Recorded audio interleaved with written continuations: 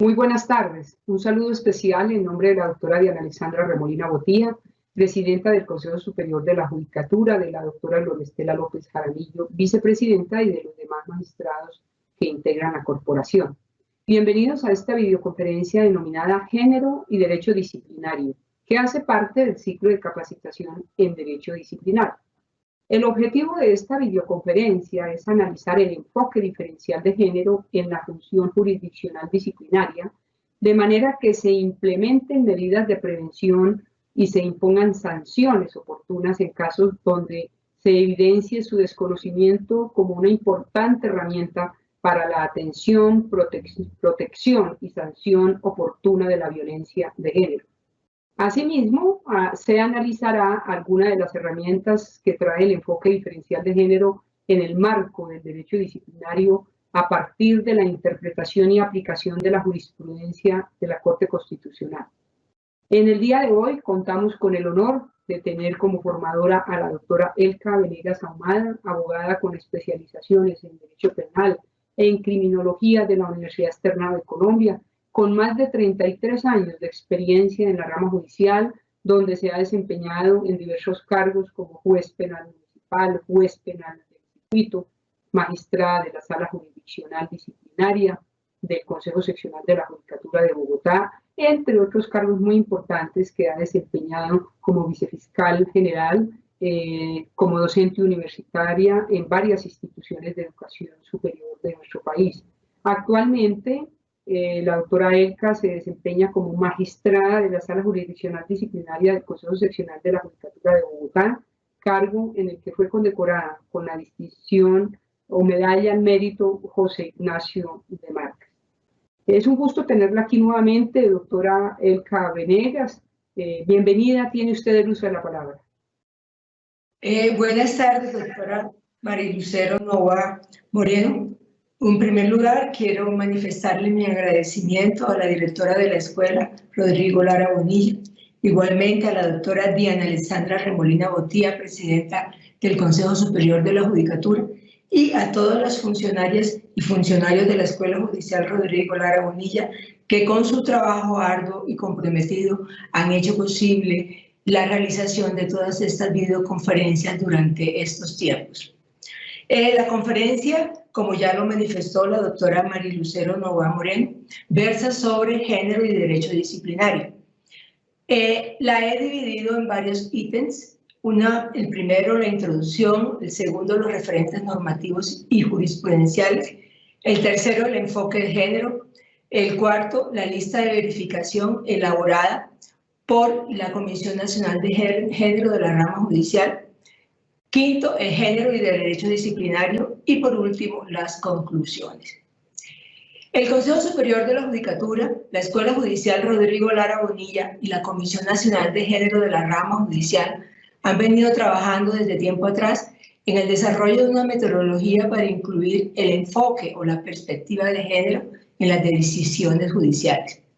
En el libro Perspectiva de Género en el Acceso a la Justicia, módulo de autoformación de la Escuela Judicial, se indica que resulta necesario implementar un enfoque de género en el acceso a la justicia con la finalidad de garantizar una tutela efectiva frente a los derechos fundamentales de las y de los intervinientes en los procesos judiciales, que resulte transversal a todos los procesos de formación judicial y evidenciar la incidencia de dicho enfoque en las decisiones judiciales para materializar la igualdad efectiva y garantizar un acceso real en las mismas condiciones para hombres y mujeres a los distintos bienes y servicios. Asimismo, como lo señaló la entonces presidenta de la Comisión Nacional de Género de la Rama Judicial, en la introducción al módulo Criterios de Equidad para una Administración de Justicia con Perspectiva de Género, en el enfoque de género se busca hacer efectivo el derecho a la igualdad y la aplicación del principio de no discriminación de las mujeres, toda vez que en nuestra sociedad no se otorga igual valor, iguales derechos, responsabilidades y oportunidades a hombres y mujeres, y a las mujeres, por el solo hecho de serlo, se les menosprecia y se les pone en desventaja en relación con los varones. Referentes normativos y jurisprudenciales. Ustedes los podrán ver en medida que se hace la presentación por parte de la Escuela Judicial. En primer lugar, encontramos los referentes de carácter constitucional, como lo son los artículos 13, 40, 42 y 43 de la Carta Política, que hablan en términos generales de la igualdad efectiva y real entre hombres y mujeres. También están los referentes de carácter internacional, como la Declaración Universal de los Derechos Humanos de las Naciones Unidas, el Pacto Internacional de Derechos Civiles y Políticos, la Convención sobre la Eliminación de todas las formas de discriminación contra la mujer, la Declaración y Plataforma de Acción de Beijing de 1995, la Convención Internacional para Prevenir, Sancionar y Erradicar la Violencia contra las Mujeres de Belém do Pará, el Consenso de Quito de 2007, los convenios y protocolos de Ginebra, entre otros muchos. Igualmente, a nivel nacional, tenemos la Ley 1468 de 2011, por medio del cual se amplió la licencia de maternidad, la Ley 581 de 2000, que trata de las cuotas, la Ley 731 del 2002, por medio del cual se tratan de mejorar la calidad de vida de las mujeres rurales, la Ley 823 de 2003, que se expidió para establecer el marco institucional y orientar las políticas y acciones para garantizar la equidad y la igualdad de oportunidades de las mujeres, tanto en los ámbitos públicos como en el privado. La Ley 542 de 2012, que se promulgó para garantizar la protección y diligencia de las autoridades en la investigación de los delitos de violencia contra la mujer y eliminar el carácter de creyables y desistibles de los delitos de violencia intrafamiliar e inasistencia alimentaria. Igualmente, la Ley 1639 de 2013, que trata sobre las víctimas de crímenes con ácido, la Ley 1719 de 2014, que se refiere a las víctimas mujeres del conflicto armado, la Ley 1761 de 2015, por medio del cual se creó el tipo del feminicidio como un delito autónomo, conocida también como la Ley Rosa Elvira Celi, la Ley 1773 de 2016, llamada Ley Natalia Ponce de León, la Ley 823 de 2017 sobre las salas amigas de la familia lactante en el entorno laboral en entidades públicas territoriales y empresas privadas, la Ley 1900 de 2018, por medio de la cual se crean criterios de equidad de género en la adjudicación de las tierras baldías y vivienda rural, la Ley 1959 de 2019, por medio de la cual se adicionan artículos a la Ley 599 de 2000 en relación con el delito de violencia intrafamiliar.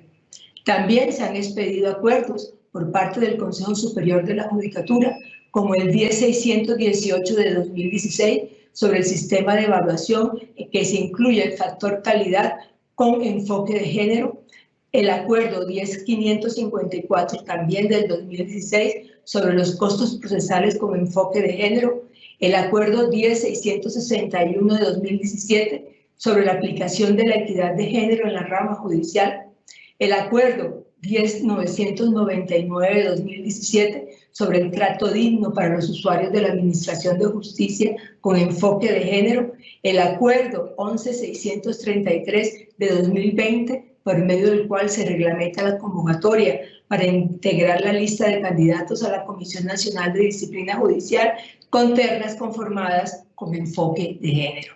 Por su parte, en el plano nacional también se cuentan con un importante material de jurisprudencial de sentencias expedidas proferidas por la Corte Constitucional, de las cuales traigo a colación las más recientes. La T-447 de 2019 sobre la protección del derecho a la identidad de género de los menores de edad, la T-335 de 2019 sobre el principio de igualdad y prohibición de discriminación en razón de la identidad de género, la T-093 de 2019 sobre la administración de justicia con perspectiva de género como una forma de combatir la violencia contra las mujeres, y en ella se insta a la Escuela Judicial para que incluya a los jueces civiles y a los que considere pertinentes en el programa de formación para la incorporación de la perspectiva de género, así como en el plan de formación, módulos y herramientas de capacitación sobre enfoque diferencial en casos de violencia de género desde su dimensión económica. La sentencia T-462 de 2018 sobre violencia institucional en contra de la mujer al no valorar el material probatorio con perspectiva de género. La T-338 del 2018 sobre la protección especial a mujeres víctimas de violencia intrafamiliar y la perspectiva de género en la administración de justicia. Se ordena al Consejo Superior de la Judicatura que exija la existencia obligatoria de todos los jueces del país de la jurisdicción de familia a las capacitaciones sobre género que ofrece la Escuela Judicial y la Comisión de Género de la Rama Judicial, con el fin de fortalecer la creación de nuevos marcos interpretativos en perspectiva de género que permitan la real y efectiva reconfiguración de patrones culturales y estereotipos de género discriminatorios. La T-126 de 2018 sobre el enfoque de género en el lenguaje utilizado en las decisiones judiciales en casos de víctimas de violencia sexual, pues constituye una forma de revictimización, la manera desdeñosa y despectiva como algunas veces se hace alusión a las mujeres víctimas de este tipo de delitos en las sentencias. La T-241 de 2016 sobre que los jueces deben ser respetuosos del estándar internacional y adoptar un enfoque de género en el estudio de los casos concretos que permitan administrar justicia de manera efectiva.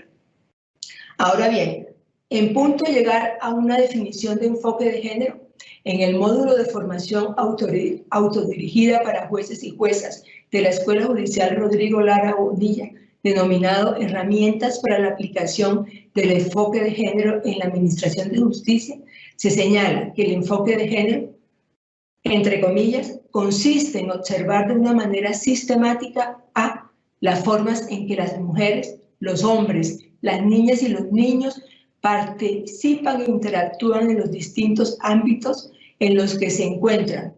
B. Las estructuras y procesos socioculturales, institucionales, legislativos y políticos que pueden perpetuar los patrones de desventaja de las mujeres con respecto a los hombres y de las niñas y de los niños respecto de los adultos. C. Los diferentes impactos que tienen las intervenciones para el desarrollo sobre las mujeres, los hombres, las niñas y los niños. El análisis de género permite reconocer y visibilizar las diferencias entre hombres y mujeres que se convierten a la larga en desigualdades y desventajas para las personas y que les limitan el ejercicio de los derechos humanos fundamentales.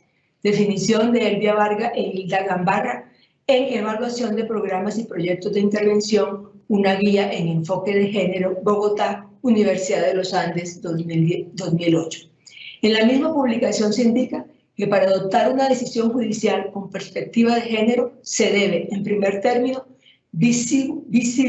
visualizar o visibilizar a las mujeres en el caso. Segundo, preguntar por el género, es decir, si en el asunto sometido a consideración están involucradas creencias de género o estereotipos, como una forma de hegemonía masculina para justificar las desigualdades que históricamente han existido entre hombres y mujeres, verbigracia como las que han proliferado en mayor medida en el campo de la violencia sexual y conforme a las cuales la forma como las mujeres se visten, hablan o caminan constituyen una incitación que justifica que los varones no puedan contener sus impulsos sexuales. En contraposición a esa forma de pensar, los nuevos estándares nacionales e internacionales en la investigación de los delitos de violencia sexual contra las mujeres exigen presumir la buena fe de quien formula una denuncia por delitos de este tipo, en armonía, lógicamente, con el principio de presunción de inocencia. Igualmente, la obligación del acusado de demostrar que efectivamente obtuvo el consentimiento de la víctima. El control estricto que se debe ejercer para evitar que se utilice el comportamiento sexual previo de la víctima como una forma de justificar la conducta del agresor. Exigir que quien introduce una diferencia usando el sexo como criterio demuestre que es relevante, pues el sexo ha sido considerado como una categoría sospechosa. La Corte Constitucional, en sentencias C-481 de 1998, T-141 de 2015 y T-261 de 2016, ha señalado que la raza y el sexo son categorías sospechosas y que las mismas implican que la carga de la prueba se ubica en quien es acusado de haber discriminado. Es decir, la obligación probatoria se invierte y pasa a cargo del extremo accionado, lo que se conoce como la doctrina de la carga dinámica de la prueba.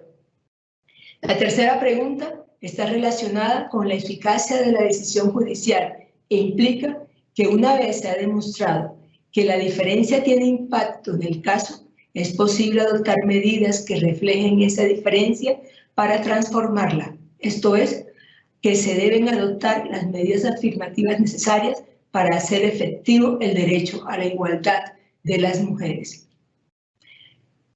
Ahora bien, todos, como funcionarios judiciales, como empleadas y empleados de la rama judicial, sabemos que se ha expedido una lista de verificación por parte de la Comisión Nacional de Género de la rama judicial. Esa lista de verificación constituye una herramienta de trabajo transversal que le permite a las magistradas, magistrados, juezas y jueces, así como los diferentes usuarios de la Administración de Justicia, identificar si los casos bajo su conocimiento pueden ser considerados como de género desde el enfoque diferencial. Y una vez definido este aspecto, tomar en cuenta varios criterios orientadores relacionados con el procedimiento y la decisión judicial con el fin de facilitar de manera ordenada, razonable, sintética, coherente y sistemática la introducción de las perspectivas de género en las sentencias judiciales. En primer lugar, los criterios para la identificación del caso. A. De acuerdo con esta lista de verificación, se deben analizar en cada caso los hechos y derechos en disputa, el entorno social y cultural en que se desarrollan, la vulneración de los derechos de las mujeres y grupos poblacionales en situación de vulnerabilidad, lo cual se realiza a partir de la contestación de preguntas claves. B. Identificar categorías sospechosas asociadas a la raza, a la etnia, a la lengua, a la religión, a la opinión política o filosófica, al sexo, al género y o a la preferencia o orientación sexual, condiciones de pobreza, situación de calle, migración, etc. Son denominadas categorías sospechosas porque son potencialmente discriminatorias y exigen un escrutinio estricto del derecho a la igualdad. C. Si existe doble discriminación o si se trata de un caso de interseccionalidad, es cuando se abordan en un mismo caso múltiples discriminaciones. D. Identificar si el demandante o víctima pertenece a un grupo históricamente desventajado, situación de vulnerabilidad o de desigualdad formal, material y o estructural. E. Si existe un grupo colectivo de demandantes o víctimas, hay que determinar si son mujeres víctimas, por ejemplo, desplazamiento forzado, despojo de tierras, mujeres indígenas, gitanas, raizales, palenqueros, negros, afrocolombianos, etc. F. Identificar si existe una relación desequilibrada de poder. G. Revisar si se presentan situaciones de estereotipo o manifestaciones de sexismo en el caso. En cuanto a los criterios orientadores, se indica: A. Que se debe revisar si frente al caso proceden medidas especiales cautelares de protección. B. Ubicar los hechos en el entorno social que corresponden, sin estereotipos discriminatorios o perjuicios sociales. C. Privilegiar la prueba indiciaria, dado que en muchos casos la prueba directa no se logra. La carga probatoria, cuando está inmersa la discriminación de género, debe privilegiar la prueba indiciaria cuando no existe prueba directa. Cuando la parte acusada, perpetrador o postulado realiza un comportamiento discriminatorio, es él el que tiene el deber de demostrar que su actuación no tuvo fundamento en el género o que si éste influyó fue con base en la utilización de un criterio usado de manera legítima. D. Documentar adecuadamente la decisión judicial cuando el caso se trata de situaciones que afectan a un colectivo específico de mujeres. E. Consultar y aplicar las normas nacionales concernientes al caso de diverso orden. F. Consultar y aplicar el marco internacional y el bloque de constitucionalidad. G. Cuestionar la pretendida neutralidad de las normas cuando ello sea necesario. H. Consultar la jurisprudencia nacional e internacional. Y trabajar la argumentación de la sentencia con hermenéutica de género, sin la presencia de estereotipos y sexismos en los hechos acontecidos, en la valoración de las pruebas, en los alegatos y las conclusiones de las partes. J. Visibilizar con claridad en las decisiones las situaciones específicas de las mujeres o población en situación de vulnerabilidad. K. Introducir en la decisión judicial el principio de progresividad de los derechos fundamentales. La decisión debe otorgar igual o mayor protección a los derechos de la mujer, nunca menos. L. Visibilizar la existencia de estereotipos, manifestaciones de sexismo, relación desequilibrada de poder y riesgos de género en el caso. M. Aplicar las medidas legales de discriminación positiva y emitir en sus decisiones juicios críticos frente a las protecciones reforzadas de orden constitucional. N. Escuchar la voz de las mujeres y de las víctimas de las organizaciones sociales.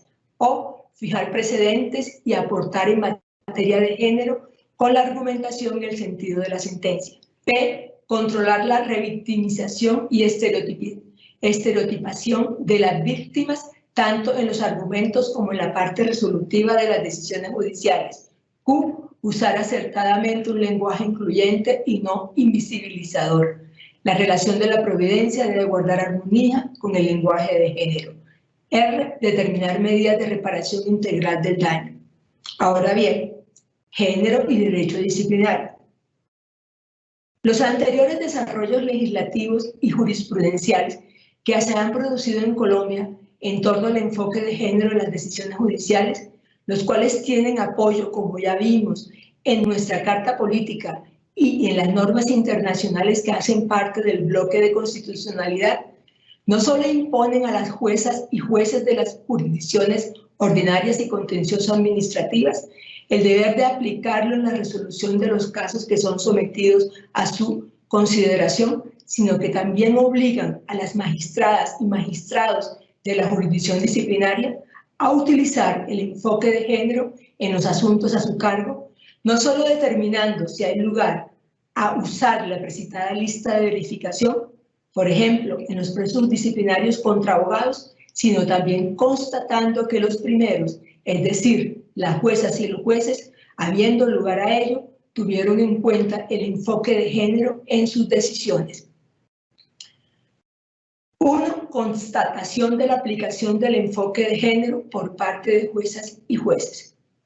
En efecto, son múltiples los temas relacionados con el enfoque de género en las decisiones judiciales que han sido desarrollados a lo largo de todos estos años por la Corte Constitucional, la Corte Suprema de Justicia y el Consejo de Estado, que obligan, repito, a las magistradas, magistrados, juezas y jueces a tenerlos en cuenta y aplicarlos. Se trata, por ejemplo, del caso de las mujeres embarazadas y en periodo de lactancia, extensiva a los cargos de libre nombramiento y remoción, a los contratistas del Estado y a las parejas del mismo sexo, de acuerdo a la jurisprudencia del Consejo de Estado. En sentencia C05 de 2017, la Corte Constitucional extendió la protección o prohibición de despido al trabajador que tenga la condición de cónyuge, compañero permanente o pareja de mujer en periodo de embarazo o lactancia. Esta sentencia tiene varios salvamentos y aclaraciones de voto. El delito de violencia intrafamiliar.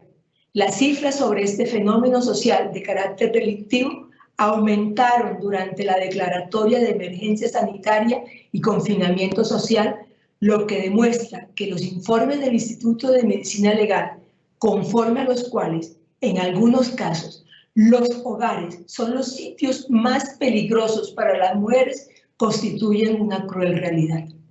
No cumplimiento de obligaciones alimentarias y los derechos de las madres cabeza de familia. No es posible que aún hoy en nuestro país los procesos de alimentos o las investigaciones penales por delitos de inasistencia alimentaria se perpetúen de manera indefinida en el tiempo. Los delitos de violencia sexual. La investigación y juzgamiento de esta clase de delitos se debe evitar la revictimización y aplicar el principio de debida diligencia en la investigación y juzgamiento. Flexibilizar la carga probatoria en casos de violencia o discriminación, privilegiando los indicios sobre las pruebas directas cuando estas últimas resulten insuficientes, tal como lo ha dicho la Ley 1257 de 2008. Los fiscales también tienen la obligación de adoptar protocolos para facilitar y fomentar la efectiva investigación de la violencia sexual, física o psicológica de las mujeres, niños y niñas, incorporar los lineamientos de persecución penal fijados por la Ley 1719 de 2004, realizar la investigación de la violencia sexual como un acto urgente, independientemente de la fecha de la ocurrencia de los hechos, el contexto de ocurrencia o la fuente de conocimiento, adoptar garantías para proteger los derechos de las víctimas con un enfoque centrado en ellas, que priorice su seguridad, privacidad y bienestar para garantizar su participación libre, informada y efectiva en la investigación y en el juicio. El reciente informe de la Oficina de Género de la UNICEF en Colombia, con ocasión del Día Internacional de la Niña, se pudo establecer que las niñas colombianas completan entre el 75 y el 80% de los casos de violencia sexual en nuestro país. No es posible que todavía estas investigaciones se prolonguen, repito, en el tiempo y muchas veces no lleguen a ningún resultado. También este fin de semana se conoció que las mujeres jóvenes en nuestro país constituyen el mayor porcentaje de víctimas de acoso sexual a través de las redes sociales.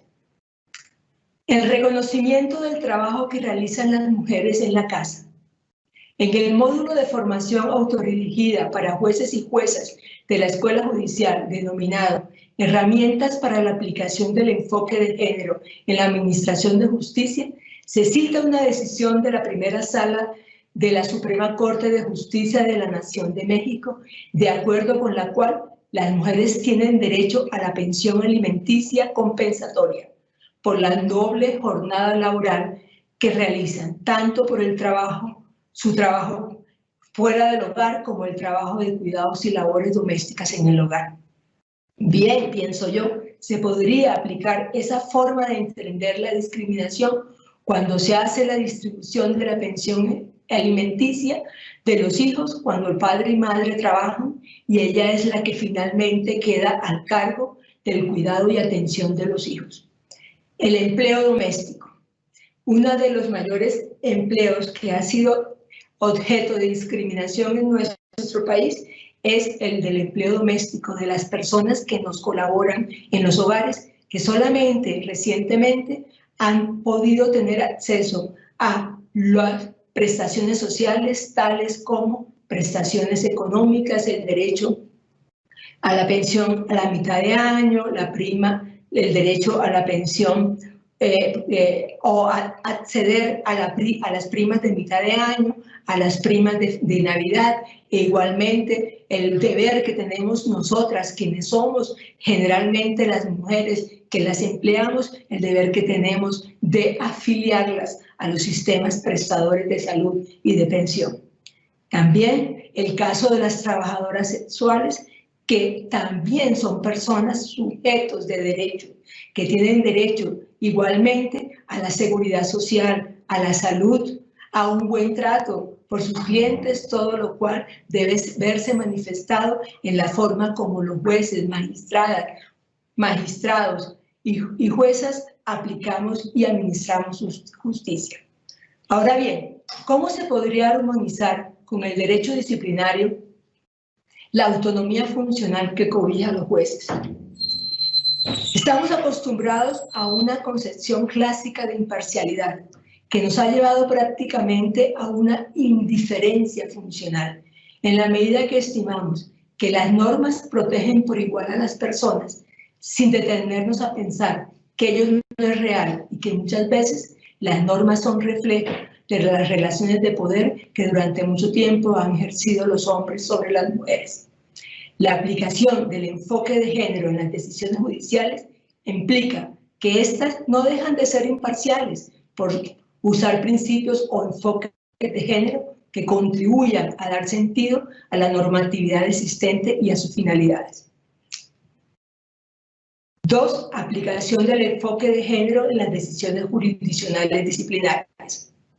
El ingeniero de la Sala Disciplinaria de Bogotá, por petición de quien habla, realizó una determinación preliminar del número o porcentaje de mujeres que acudieron a nuestra sala a formular quejas de carácter disciplinario, encontrando que el porcentaje corresponde más o menos al 44.7%.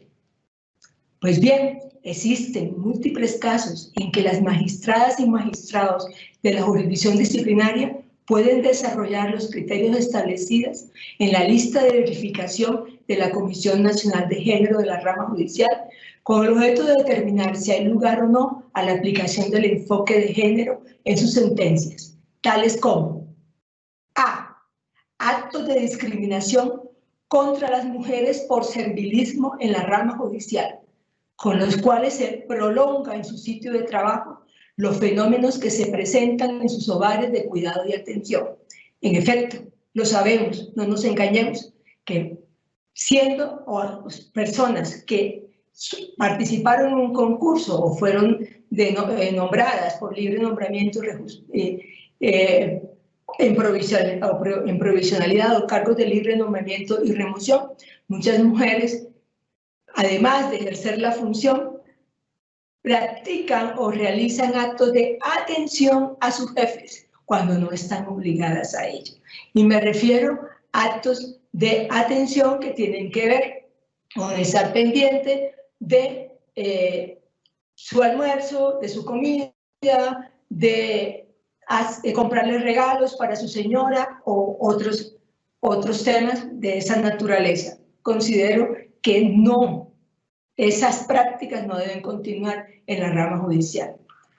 Actos de acoso sexual o mal denominados de micromachismo contra las mujeres usuarias de la Administración de Justicia por parte de jueces, fiscales o empleados.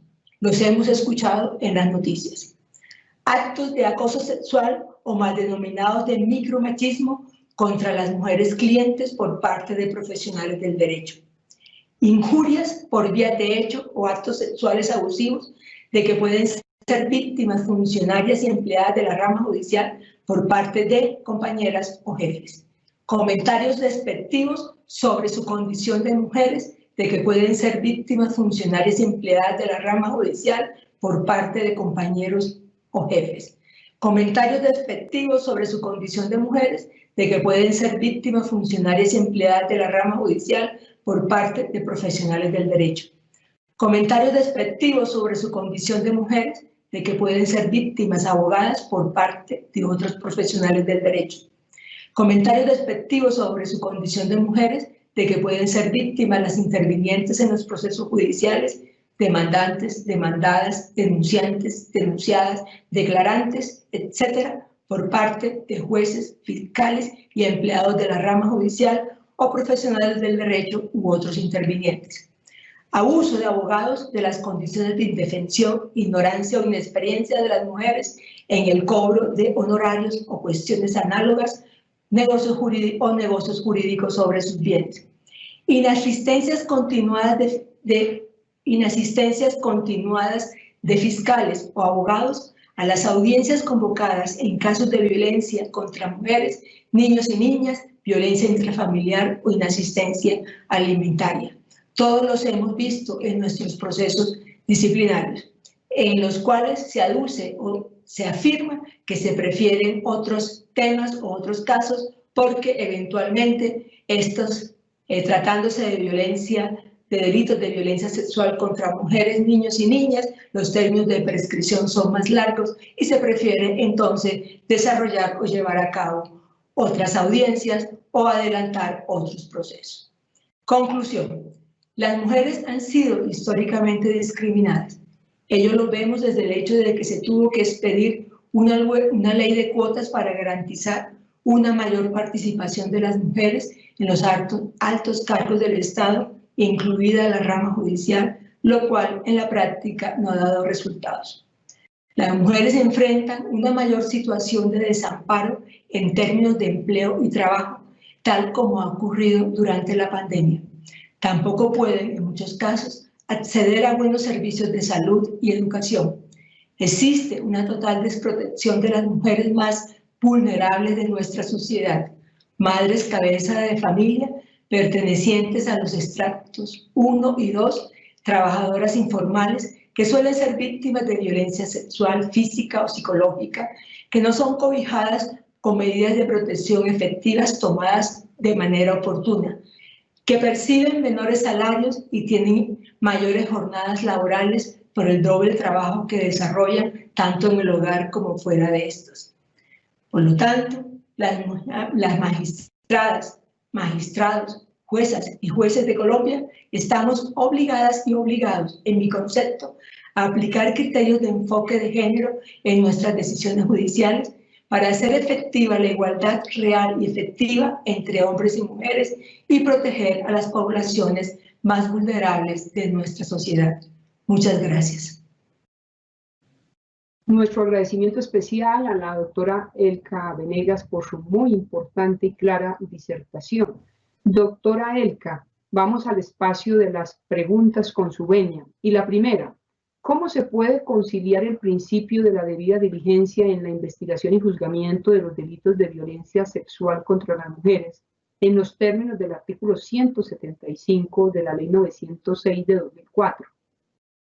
Existen unas obligaciones en cabeza del Estado colombiano y también en cabeza de las juezas, jueces, magistradas, magistrados y fiscales para investigar los delitos de violencia sexual. Y allí está implícito el principio de la debida diligencia. Y el principio de la debida diligencia, como ya lo he señalado, conlleva a que los casos de violencia sexual, independientemente de que los términos con los cuales cuentan los fiscales para adelantar la imputación sean de 2 años o de 3 años de conformidad con los casos, implica que tratándose de delitos de violencia sexual contra las mujeres, contra los niños y contra las niñas, los funcionarios judiciales y concretamente en este caso los fiscales tienen la obligación de dar aplicación a ese principio de diligencia y tramitar los casos de violencia sexual como casos urgentes. ¿Por qué? Porque no resulta posible que en una sociedad como la nuestra, en la cual existe un porcentaje tan grande de delitos de violencia sexual, en los que, como ya lo vimos, un gran porcentaje corresponde a niñas, estos casos queden en la impunidad o no sean investigados en términos prudenciales. Yo, en mi práctica judicial, a través de los procesos disciplinarios, he podido observar que muchas veces las audiencias de estas clases de delitos, es decir, las audiencias de la etapa de investigación, de formulación, de acusación, preparatoria o de juicio oral, se demoran tanto que muchas veces las niñas que han sido víctimas de esta clase de delitos durante el desarrollo o el adelantamiento del proceso penal adquieren la mayoría de edad. No es posible que esa situación se siga presentando.